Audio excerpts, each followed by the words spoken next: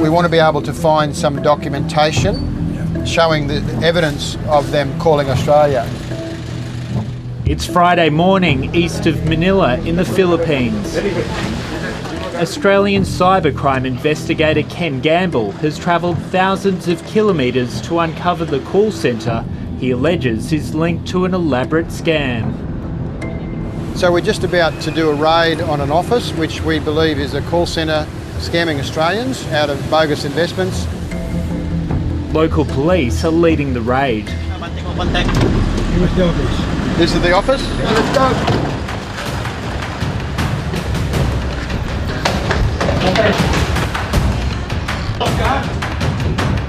Inside the call centre are dozens of Filipinos.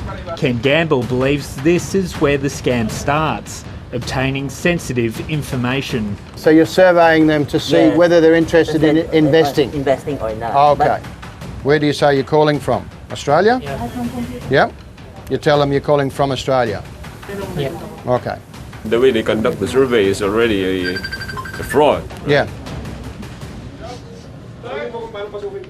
He claims the next step is people are contacted by another group who are fake financial planners. They have intricate knowledge of how self-managed super funds are set up, and they've had a lot of experience in scamming people in this particular area. So they become very, very good at it, and they're able to put all the bells and whistles onto the scam to make it look legitimate. Very slick. I would have never thought it was a scam at all. I was, normally I hang up on those sort of things, and you know what I mean? Builder Rob Wade fears the large chunk of retirement savings he lost in a scam is linked to the call centre. It started with a phone call in May last year. It was a man calling with a number from a New South Wales area code. Sounded Aussie to me. There was two guys I was dealing with, Justin, and Justin was the fellow who was basically talking us into it, and then Michael was the fella who was the financial guy. It sounds like. The men claimed to be with Australian Securities Administration Limited, or ASAL Group. The slick pitch was about using a self-managed super fund to invest in a Morgan Stanley product. But Morgan Stanley told 730 ASAL was not authorised to promote and sell to customers. It looked fairly interesting, and he sort of let me sort of sit on it for a couple of days. So there was never any pressure about it. Over 5 days, Rob checked key details like the Australian business number and financial services licence. The Queenslander transferred almost $200,000. When I actually got the bank account details, which we had to transfer the money into, I thought it was an Australian bank, ANZ. It can't be a scam. They actually supplied me with an app, and you could see everything on the app, what was going on.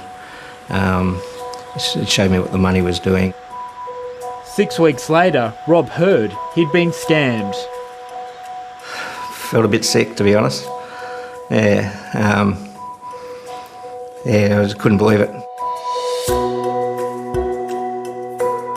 On a flashy website, Australian Securities Administration Limited claimed to operate from this building in Sydney, and the company name was taken from a business owned by financial giant AMP. AMP put out an urgent security alert in June last year, too late for some. They will just clone the name, and they will clone the credentials, and they will set up a website, make it look just like the real one, and they will then tell the victim to actually go ahead and check them out. So it's very cleverly cloning the legitimate credentials of a real company. Louis Rinaldi's retirement plans are also in tatters after losing several $100,000 to the scam. The IT professional, who says he also did his own detailed checks, still finds it difficult to accept. Many a sleepless night, Michael.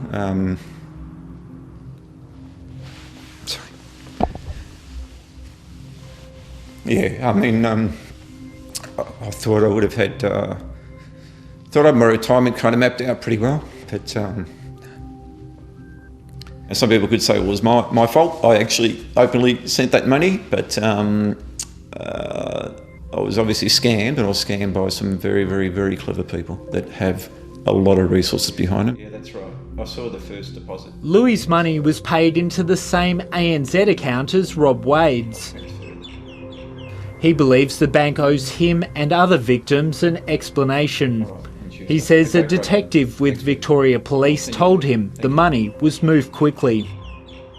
He informed me that the funds within the ANZ account had all been sent overseas, either overseas or in crypto, and he informed me that that happened within 24 hours. Ideally, ANZ would be able to refund me everything I put in there, because as far as I'm concerned, ANZ dropped the ball. ANZ declined an on-camera interview request. In a statement, the bank says after becoming aware of the ASAL scam, it reported the matter to Victoria Police and cannot comment further. Well, I didn't sign anything, I didn't approve anything, so I was very shocked that my super had been rolled out. Anna Longford was also targeted by the scammers. She gave them her personal details but hesitated. Without her consent, her super fund paid $170,000 to a Westpac bank account. Once I received that email saying that my money was all gone, I felt physically ill because, you know, that's my life savings for my super. So while the document should have raised alarm bells, was the actual rollout form was fraudulently signed by somebody else, and it was stamped by a JP in Victoria. After making a complaint, Anna got her money back. When we were building up the surveillance in the Philippines. Acting on behalf of Australian victims, Ken Gamble's team of investigators tracked people they suspect are key players in the Philippines. This is surveillance footage filmed as a lead-up to the raid when we were gathering evidence to prove that the owner was actually involved in this call centre. And we obviously were able to track the owner to the call centre. In Metro Manila, Philippines police are raiding the home of a British man. He's allegedly involved in running the call centre. Authorities are continuing to investigate whether he has links to the scams targeting Australians. So we understand why we're here. No charges have been laid against him or 30 others, as authorities continue to comb through the contents of computers they've seized. So if he's charged with cyber fraud related offences, which we hope he will be, depending on the evidence, once the forensic examination is completed, we hope to find evidence that may implicate him in our client's frauds, and those offences carry between 6 to 12 years in prison, with a minimum of 6 years in prison. Rob Wade is desperate to get his money back, or he'll be working for years to make up the shortfall. So Rob, I've made this video to show you what happened on the raid in the Philippines. Shall we have a look? Yes, please. The police, while they're searching this computer here, they have found Rob Wade's name and his contact details in the database. So his name and other victims as well. What's your reaction to seeing that? It's amazing, isn't it? How do they get my information? So you never consented to sharing your information with anybody in the Philippines? No, not at all. It's just amazing what they can get up to, really. I had no idea.